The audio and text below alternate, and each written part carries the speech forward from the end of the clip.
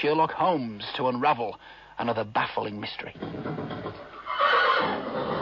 Easy, Artemis. Easy now, girl. You don't want to set the others off, do you? Of course you don't. Look, something from Yarkum. Good, noty. Sure, I'll open it easy now. Just to show what a kind and loving fellow I am, and how lucky you are to have me for... Dear God, what... Oh, no! Oh, help! Help! Stop! Somebody help! Stop!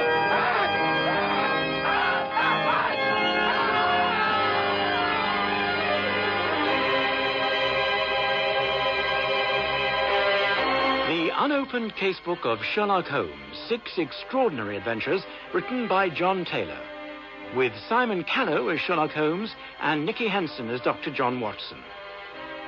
The 4th adventure, The Phantom Organ.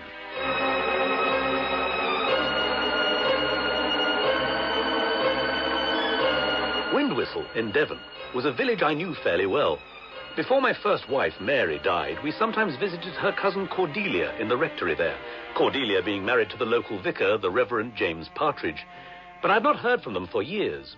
One evening, at our Baker Street lodgings, Holmes and I received a telegraph message pleading with us to come to Windwhistle as quickly as we could. The message, however, was not from Cordelia Partridge, but from Lord Alistair Hembury, High Court Judge and Master of Windwhistle Hall. And it was this curiosity that whetted Holmes's appetite. We were on the first train to Exeter next morning, and before dark we were at the hall itself and being ushered by Lord Alistair into the family vault. Mr. Holmes, Dr. Watson, my brother, what's left of him. Good Lord. Yes, bit of a mess. Found in the stables. Horses seem to have stampeded while he was feeding them biscuits. Did the local doctor give a cause of death, Lord Alistair? Ah, Beeston, yes. Reckons a snapped rib pierced his heart. But if that's all there was to it, I wouldn't have sent for you. Oh? Mr. Holmes, there's been a smouldering resentment against our family in this village for decades. We run things tightly here. You run the village? It doesn't always make us popular. My brother was quite certainly murdered in an act of naked revenge. Here's your evidence. Some villain nailed it to the church notice board 3 days ago. Now is the hunter hunted. H.H. shall be first. But the night my brother died, something even more astonishing happened at Windwhistle.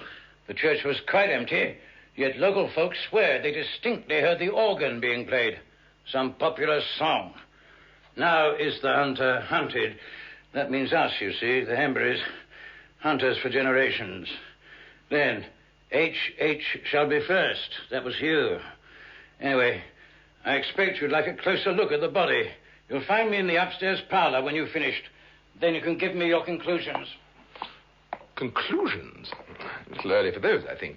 One thing is clear, Watson. The Hemburys are a dying breed. Now that this one is gone, Lord Alistair and his venerable mother are the last 2 left. Now, this body here. Is there anything that your medical knowledge would tell you to be out of the ordinary? Frankly, Holmes, no. The fellow has a ghastly stare in his eyes, but the horror of being trapped in a stable full of rampaging horses would account for that. Notwithstanding Lord Alistair's suspicions, I'd hazard this to be a genuine accident. Oh, well, perhaps it is. But when you've finished your examination, we'd better investigate this business of the phantom organ. And who better to talk to about it than your cousin-in-law and her husband, the vicar? Perhaps they'd welcome a visit. Well, it is most kind of you to put us up, Mrs. Partridge. Not at all. I'm only sorry it is such a small cottage. I hope it won't be too irksome for you and John sharing that tiny room, Mr. Holmes. Oh, Watson and I are used to one another's ways, Mr. Partridge. I'm up all night smoking, and in direct retaliation, he snores titanically. Really, Holmes? Seriously, Mrs. Partridge, we shall be very comfortable. Frankly, we should be glad of your company. I suppose you know about the strange business of the organ. Indeed, Lord Alistair mentioned it. It disturbed us both terribly. But James is being kind. It was I who was disturbed. Terrified might be a more accurate word. From our window here, as you see, the church door is in full view. It's the only way in, and I'm quite certain the building was empty. But a light shone in that tower as bright as the new moon, and we heard the organ playing for a good half-minute, some profane, infernal tune. Most intriguing. But it's not just the organ. There was that awful warning nailed to our notice board, and Hugh Hembury's subsequent death in the stables. The Hembury family has trodden upon people for too long. Now the evil they have done is coming back to them. You make it sound as if you believe some supernatural power is at work, Mrs. Partridge. I don't know, Mr. Holmes. But there is little love in this village for the Hemburys. They have their way in all things. During the last 2 years, it has become intolerable. Even a vicar's wife is not exempt. Each evening, I am summoned to Windwhistle Hall to listen to Lady Hembury's complaints and criticisms and to attend her every whim. You are compelled to do this? But if I do not, I cannot be sure that some poor soul will not be evicted from a cottage or some struggling farmer deprived of his living. The death of Hugh Hembury will not be widely mourned. It may even bring some relief. Ah, that will be old Jennifer. Excuse me, gentlemen. Jennifer, good evening. You've guessed, Mrs. Partridge. Come on in and meet them. Oh, well... Mr. Holmes. Sir. John, this is Jennifer Farway, an old friend. Mrs. Farway.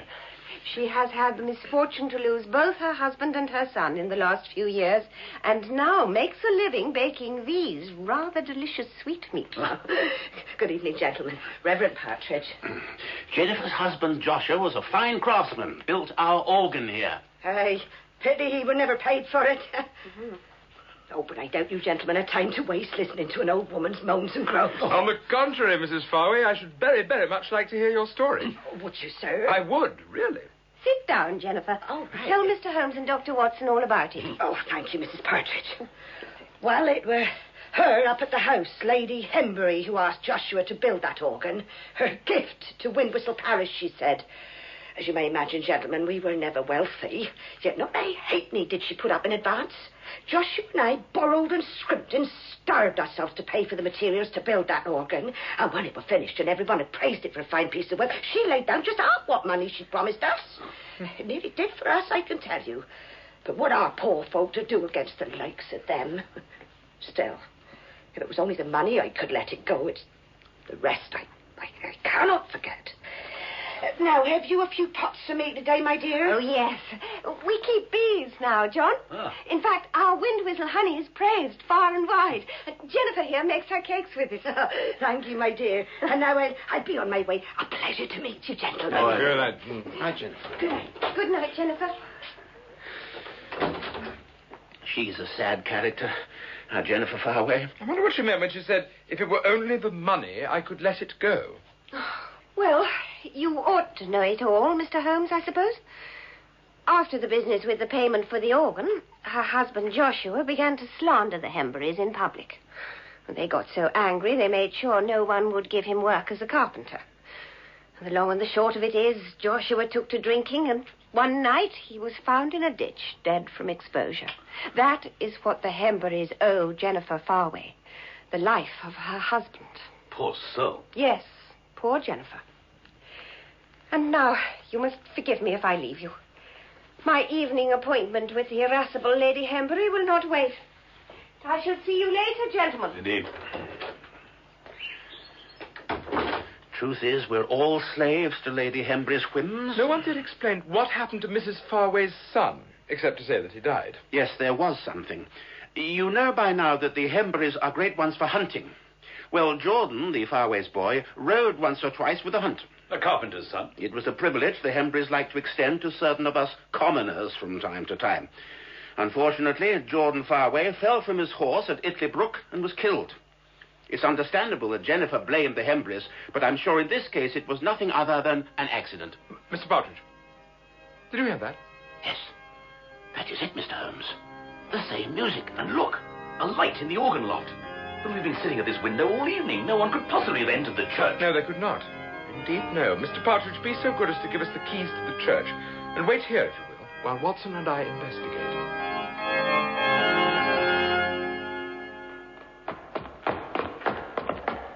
Nothing. The organ loft is empty and no light. And the organ locked, even the dust undisturbed. You got the key to the organ on that bunch? I don't know. It's, perhaps this one. No. Wait. Yes, here. Good. At the risk of further distressing the Reverend Partridge, I wish to try a note or two. Pray work the bellows for me, Watson. Very well.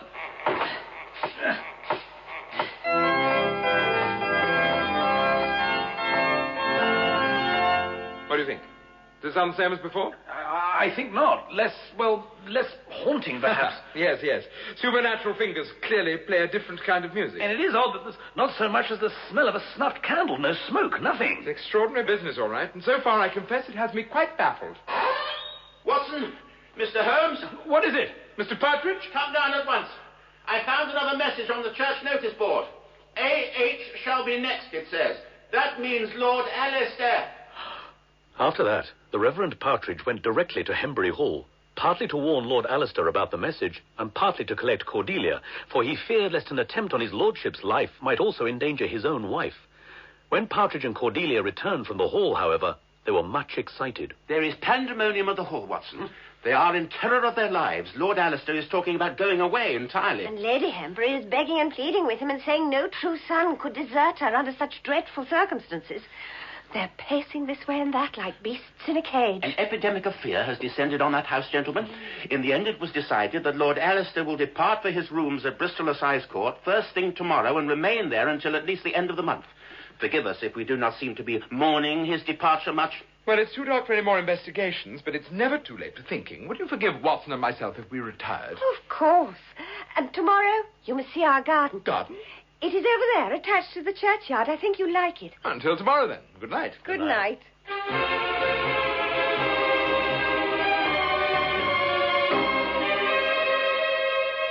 It's all very elusive, Watson.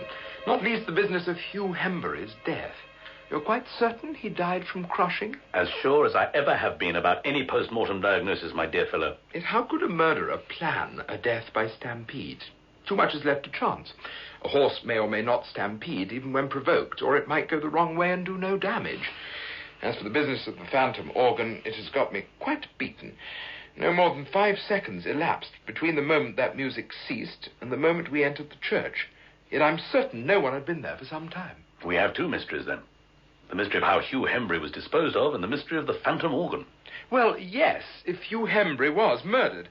And if his death was an accident, we have the mystery of how the phantom organist could have predicted it, unless he is a phantom. Of course, in which case perhaps anything is possible. You don't believe that to be the case, of course. It would be a rare phantom that composed for the church notice board in yellow pencil, but I must confess, Watson, that at the moment I do not have a better theory. Well, Watson, Mr. Holmes, a fine morning. Did you have a good walk? Excellent, thank you. So, Mrs. Partridge, this is your garden. As far as the hedge. Beyond that is the churchyard. We grow as much as we can. And then, of course, there are the bees. You are at the wellspring of wind whistle honey. A privilege indeed, and under the yew. What is that against the church wall? Ah, that, an old Romany caravan. It's been there for years. I believe my predecessor once took in some traveling people who subsequently abandoned their life on the road for good. I can tell you there have been times when I've dreamed of painting it up and disappearing from wind whistle forever. Perhaps all the way back to South America. Mr. and Mrs. Partridge were missionaries there once. Ah. However, since at present Cordelia is using the caravan as a bee house to cultivate a rather delicate specimen, it is unsuitable for habitation. Come, James, we must leave them to explore the garden. And then we shall all have some lunch. Till later, then. Yes, we're fine. Holmes, a thought occurs to me. Watson? Do you think it possible that someone might be using that caravan and somehow sneaking into the church to play the organ? But even if it were so, it would not help us with the problem. I've examined the church thoroughly, and there's no way in except through the door that faces the vicarage cottage. How then does our phantom get into the church and out of it again and leave no trace of his having been there at all? No, but this is interesting. I found it here by the foot of the tower. A piece of paper? Not paper, Watson. Feel it. It's very, very fine fabric. But burnt, charred along the edge here. Might have lain hereabouts for years. I think not. No signs of weathering. You have a theory, then? Nothing quite so concrete as a theory, Doctor, but I am forming one by degrees. What's that? Somebody in a hurry? Gentlemen, do you see the carriage?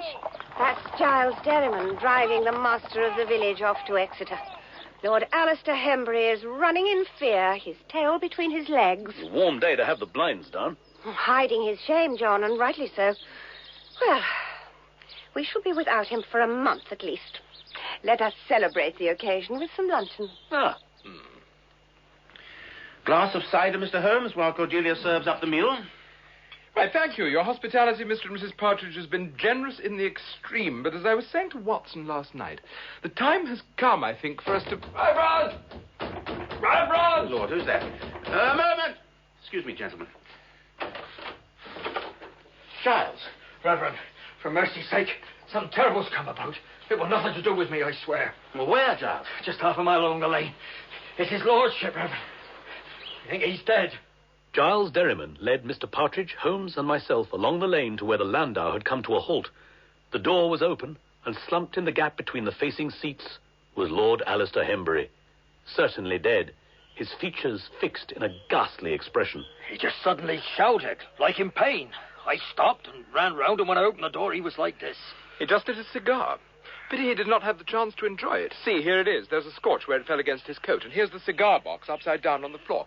Have a look, Doctor. See if you can ascertain the cause of this gentleman's seemingly very sudden demise. A heart attack or a stroke would seem most likely. Perhaps brought on by fear of that threat last night. Yet how... Yes, Mr. Partridge? Well, I was merely wondering, Mr. Holmes, how the so-called phantom could have known Lord Alistair was about to die of a heart attack, even assuming he was frightened. That is indeed the problem. Just a minute. Watson? Upon his ankle, do you see? This small swelling, slightly cratered in the middle. There's a puncture mark in the center of it. A needle, perhaps? Possibly. Do you think he might have injected himself with some lethal chemical? I doubt it. And if he had, he would have had to dispose of the syringe, yet there was nothing of the sort on the roadway as we approached. No, that is not it. I'd better go and tell Lady Hembury, Mr. Holmes, and my wife, and send for the police. Will you wait here? Indeed we will, Mr. Partridge. It will give us a chance to consider the matter in more detail. Hope you come up with an answer, sir. Or I dare say Lady Hembury will blame me for not looking after him well enough. There was nothing you could have done, Mr. Derriman. Whether he died by natural or supernatural causes, it was out of your hands. Mr. Derriman, I dare say you know this area well. Ought to, sir. Lived there all my life. That stream that runs down into the woods ahead, what is it? They call it James Water now, but the ancient name is Italy Brook. Italy? Isn't that where Jennifer Farway's son Jordan was killed in the hunting accident? Well, that's what we're supposed to say. What do you mean, Mr. Derriman? Supposed to say? Sir, I'm sick of all the lies that we must tell in this village to protect ourselves from the Emperors. Jordan Farway never died in no fall. He were hunted down and killed. After old Joshua Farway was found dead of drink in that ditch, his boy Jordan vowed he'd get back every last penny Lady Hembury owed for that organ. One night he went down to the hall to take it. And that's when it happened. The Emperors caught him, got together a hunting party, set him loose in out for wood and ran him to ground with hound and horse. And then they done it. What? An arrow, sir. Full in the heart. Oh, the Empress liked their ancient weapons.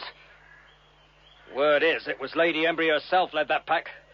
But nobody who rode out that day will admit to anything. To a fear they be blamed, too. Excuse me, Mr. Derriman. Holmes, could I have a word with you? Yes. I had a sudden thought, Holmes, when he was talking about arrows. You remember our adventure of the Sign of Four? How could I forget it? Poisoned darts. Perhaps it was a poisoned dart from a blowpipe that killed Lord Hembury in his carriage. It would have been an appropriate vengeance, indeed. A dart in exchange for an arrow, but we found no dart in the carriage. And besides, fired from outside, with blinds drawn, how could it have found its target? Especially since the wound is in Lord Hembury's ankle. You're right, of course. A ridiculous idea. No, it's not ridiculous, merely incomplete.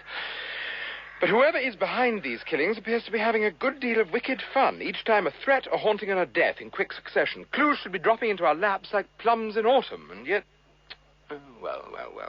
Let us rest our legs on the bank while we wait for the police. It was a long afternoon. When the police finally arrived, there was much speculation and questioning, and by the time Holmes and I strolled back along the lane towards the vicarage, it was dark. We were tired and hungry, and a day's investigations seemed to have yielded no solutions whatsoever. Then, as we came round a bend in the road, Holmes stopped suddenly. What is it, dear fellow? Shh. Listen. The organ. And look, that light's in the tower again. Come along.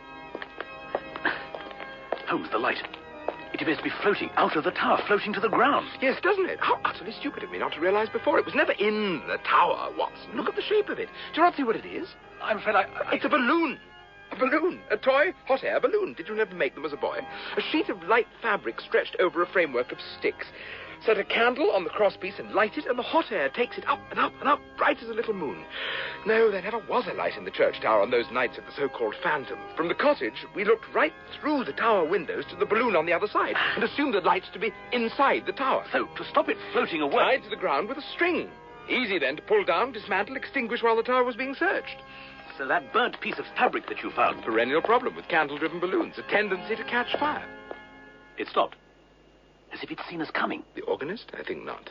His tune always ends in the same place. Would you like to meet him? He's right there, in the old Romany caravan. But go easy. Remember, it's a bee house. There. Good heavens.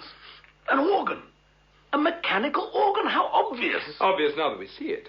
On the nights of the hauntings, our phantom had much to do. First, to attach the doom threat to the notice board of the church, then to scuttle behind the church here, light the balloon, and float it up to the window, then to set in motion the music. As soon as the organ was started, he would have pulled down the balloon and been on his way. Having first stopped the organ. No need for that. Watch.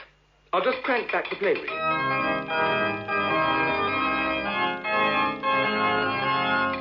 You see? It's contrived to stop itself. Then that is the haunting explained. But why should anyone go to the bother of creating such an illusion? That is indeed the remaining question. But listen, somebody's out there. Is that you, Mr. Partridge? Mr. Holmes, Watson, you heard the organ. What are you I doing? shall explain later. What is it? There is another note. You'd better look at it. M.H. shall be last. That is Lady Maud Hembury herself. My wife has just returned from the hall. Lady Hembury sent her away as soon as they heard that music. She's very afraid for her life. Understandably. We shall go to the hall at once, Watson. Do you think the killer is at the hall now? That is a question which requires a measured answer. I'm almost sure the killer is there, but I think the murderer is probably not. What? Come along, Watson.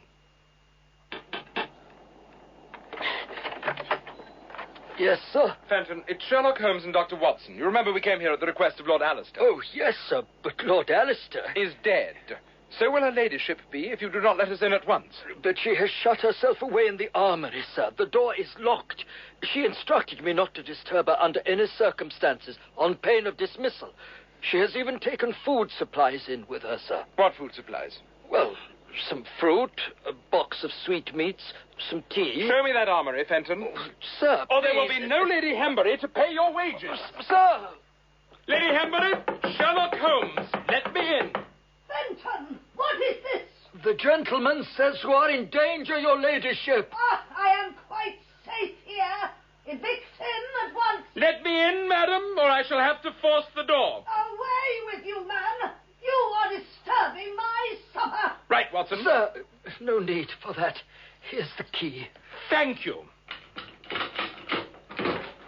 Keep away from me. Madam, close that sweet box. Oh! Curse it, Watson, the thing is out. Lord, what is it? A bee of sorts. The size of it. Take great care, Watson. If it stings, it will kill. Getting away! Getting away! It's attacking her ladyship. Some sort of weapon on the wall. Miss! It won't leave her alone! She's fainted, Holmes. Are you all right, Watson? So far. Capital, but I need something fatter than this pike, the shield. Try and provoke it towards me, Watson. Good. No, careful, it goes to your head. There. Now then. Holmes, well done. Fine shot. It's dead. Indeed it is. Could you bear to put it in that sweet box for me, Watson? It may be needed as evidence. John, Mr. Holmes, are you all right? Yes. But it was a close thing, Cordelia. There was a giant bee, and had it not been for... Mrs. Partridge knows all about the bee, Watson. It was she who put it in the sweet box earlier today. Why, Mr. Holmes? It's all right, James. Mr. Holmes is right. But he's saying that... My dear, I know precisely what he is saying, that it was I who killed the Hemburys. And so I did. But I should like to know how he guessed. Well, it was Watson's talk about poisoned darts that set me thinking. What sort of dart could have found its target in that moving carriage? Only one with intelligence. And what is a bee? Seen from a certain perspective, but an intelligent dart.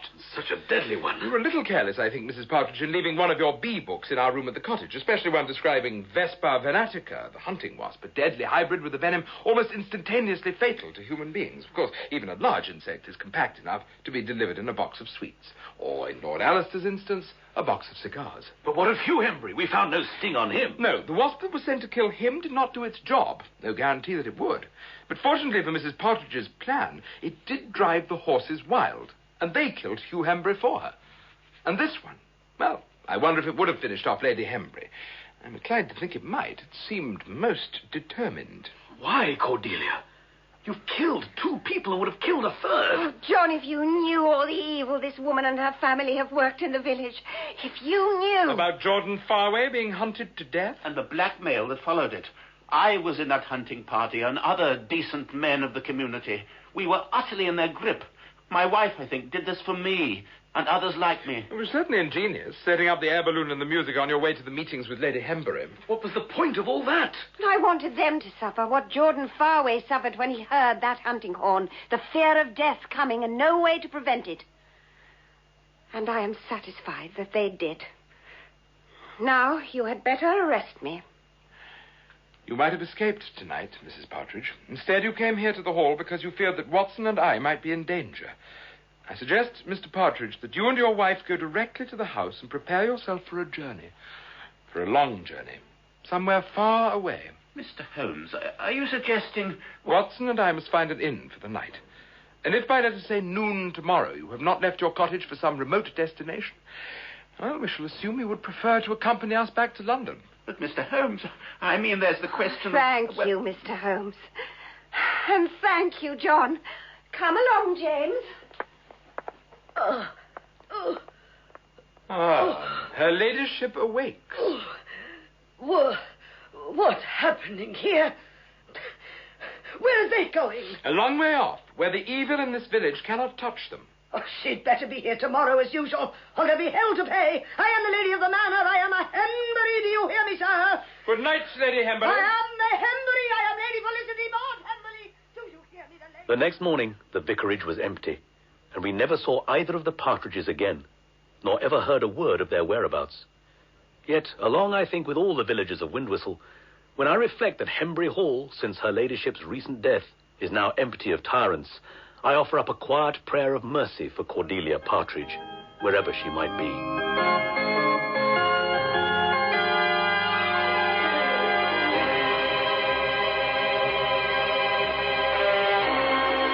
In The Phantom Organ, you heard Simon Callow as Sherlock Holmes and Nicky Henson as Dr. Watson. With John Bull as Hugh Henbury, Joe Manning-Wilson as Lady Maud, John Church as Lord Alistair Henbury, Jonathan Adams as the Reverend Partridge, and Kate Binchy as Cordelia Partridge. Other parts are played by members of the cast. The Unopened Casebook of Sherlock Holmes is written by John Taylor and directed by Peter Hutchins.